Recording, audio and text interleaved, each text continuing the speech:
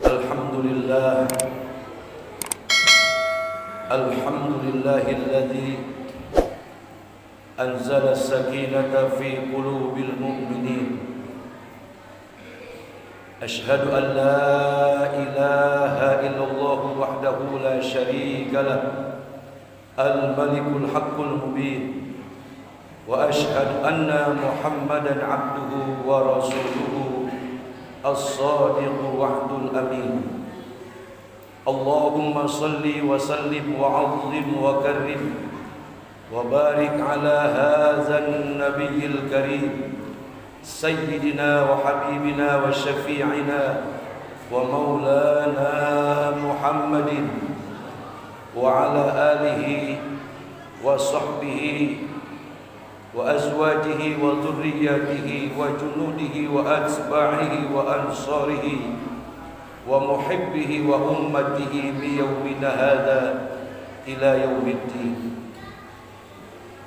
Amma ba'du, fa ya ibadallah, usikum wa nafsi bi taqwallah.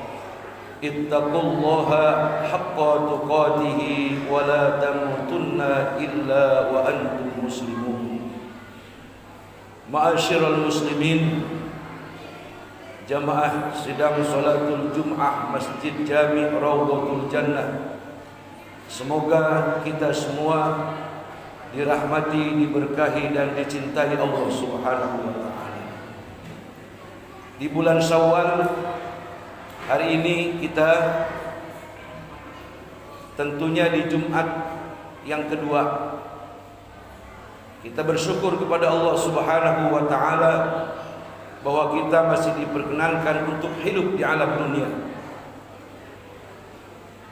dan diperkenankan oleh Allah untuk hadir di tempat yang mulia ini dalam rangka menunaikan kewajiban kita ibadah mingguan, yaitu salatul Jum'ah, yang merupakan perwujudan seorang hamba dengan meninggalkan segala kesibukannya sehingga dia hadir dalam rangka mengharap ridha Allah Subhanahu wa taala.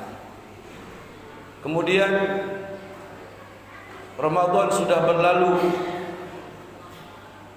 dan Ramadan telah meninggalkan kita. Tapi rasa yang kita peroleh atau hawa yang kita nikmati dari hasil Ramadan itu tidak boleh lenyap dalam diri kita.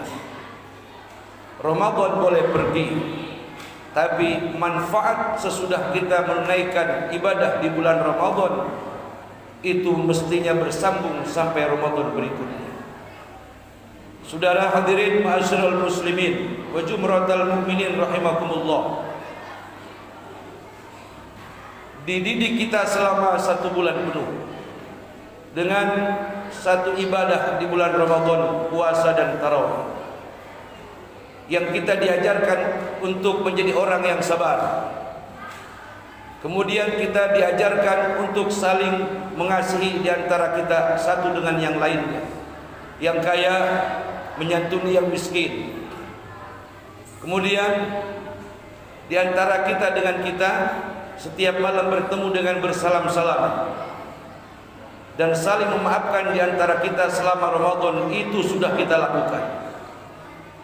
Dan boleh jadi orang yang melaksanakan ibadah puasa Ramadan, kemudian dia iringi dengan tarawih, zakat, infak, sedekah, baca Quran, zikir dan kebaikan-kebaikan yang lain yang dia kerjakan selama Ramadan, bisa jadi itu akan menjadikan pribadi-pribadi yang luhur, berakhlak mulia sesudah selesai Ramadan meninggalkan kita. Kemudian datang Idul Fitri, di mana kita diingatkan lagi oleh Allah bahwa pada suatu saat nanti kita akan dikumpulkan di satu padang yang maha luas, namanya mahsyar, sesudah kita dibangkitkan dari kubur. Dan hanya orang-orang yang datang, yang mereka bangkit dari kubur, datang menuju mahsyar dengan hati yang selamat, jiwa yang bersih. Siapa mereka? Adalah orang-orang yang tidak pernah menyimpan dendam, kesumat di dalam hatinya. Adalah orang-orang yang ketika dia menzolimi atau terzolimi, dia memaafkan, dia saling menyadari, dia saling memaklumi bahwa tak satupun manusia yang tidak pernah lepas atau yang tidak pernah luput daripada salah dan dosa. Artinya saudara-saudara, kalau ada makhluk yang selalu salah adalah setan. Dan setan ketika bertobat kepada Allah, tobatnya tidak diterima. Dan kita bukan bagian daripada setan. Kita adalah manusia. Manusia yang Nabi katakan mahalul khoto'i wa nisyan, tempatnya salah dan tempatnya lupa. Kata Nabi bahwasanya manusia yang terbaik adalah manusia yang bukan dia tidak pernah salah, tapi orang yang terbaik ketika dia berbuat salah kemudian dia meminta maaf dan saling memberikan maaf. Inilah tentu ajaran akhlak yang mulia, akhlak yang luhur yang diajarkan oleh baginda Rasul Nabi kita Muhammad sallallahu alaihi wasallam. Artinya kalau sampai Ramadan, sampai sesudah Ramadan, sampai datang Idul Fitri, sampai hari ini, di antara kita masih menyimpan dendam ataupun amarah, lalu kemana puasa kita yang selama sebulan? Kemana kebaikan-kebaikan kita selama sebulan? Apakah itu tidak mampu untuk merubah daripada perilaku kita yang tadinya menjadi pemarah kemudian menjadi pemaaf? Apakah itu tidak cukup untuk menjadikan kita orang-orang yang lembut hati, saudara-saudara? Tentu ini pertanyaan, jangan dijawab, jawab di dalam hati dan pemikiran saudara-saudara.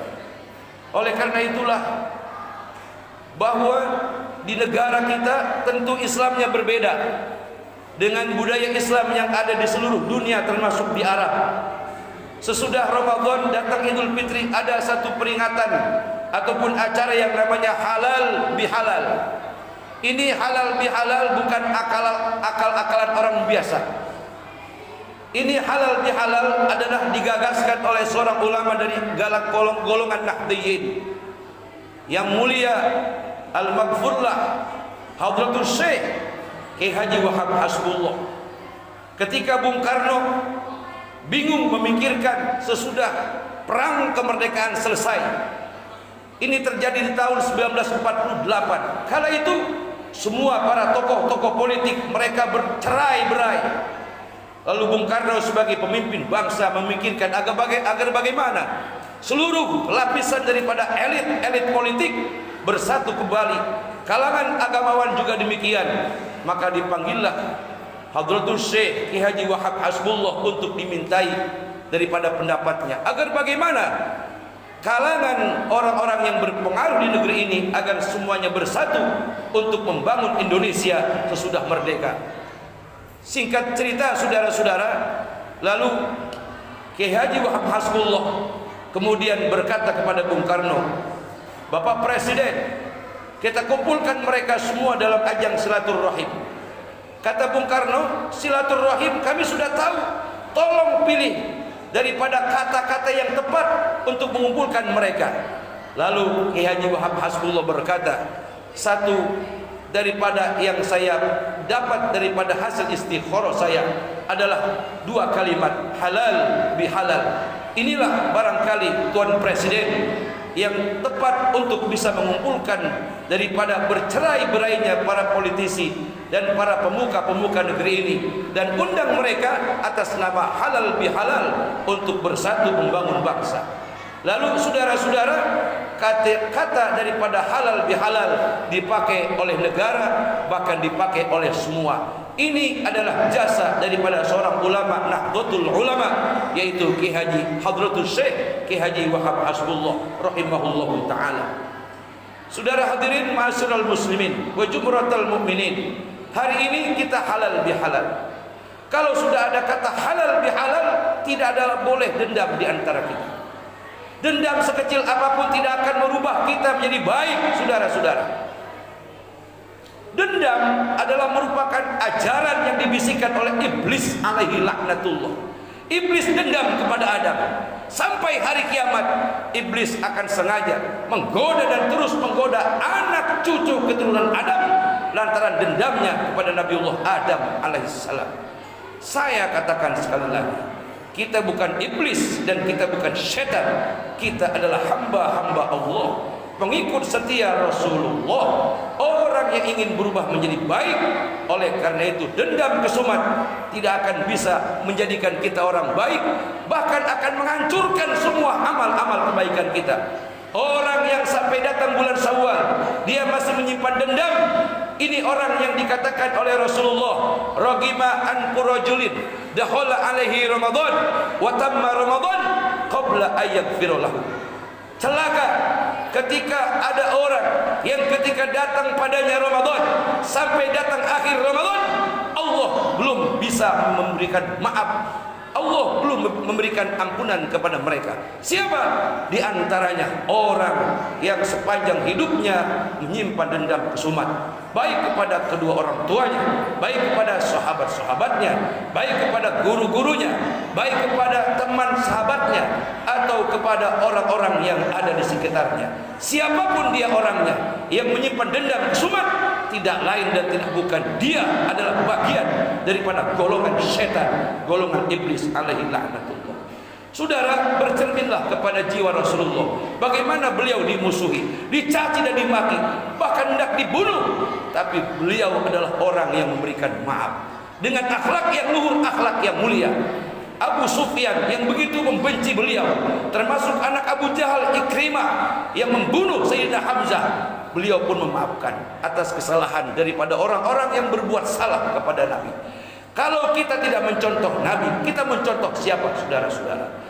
Oleh karena itu, di atas mimbar yang mulia ini, saya ingin sampaikan sebuah firman Allah yang berkaitan dengan acara halal bihalal pada kesempatan hari ini dalam mimbar yang mulia. Dalam Quran Allah berfirman, khuzil afwa wa'mur bil ma'ruf wa'arid anil jahilin. Jadilah kalian orang yang pemaaf, perintahkan manusia untuk berbuat baik, dan jangan kau hiraukan pendapat-pendapat daripada orang-orang yang bodoh. Ini Quran yang bicara. Allah yang mengingatkan kepada kita. Dengan adanya Idul Fitri, saudara-saudara, cukuplah itu untuk membersihkan jiwa-jiwa kita dengan memiliki jiwa yang fitrah, kembali kepada kesucian. Artinya orang yang saling memberikan maaf, maka terleburlah semua dosa dan kesalahannya. Jiwanya yang hitam, jiwanya yang kotor akan berganti menjadi jiwa yang fitri, jiwa yang bersih. Ja'alanallahu wa iyyakum minal a'idina wal faizin. Taqabbalallahu minna wa minkum tilawatahu innahu was-samiul alim. Aqulu qawli hadza astaghfirullahal azim li wa lakum wa lisairil muslimina wal muslimat wal mu'minina wal mu'minat fastaghfiruhu innahu huwal ghafurur rahim.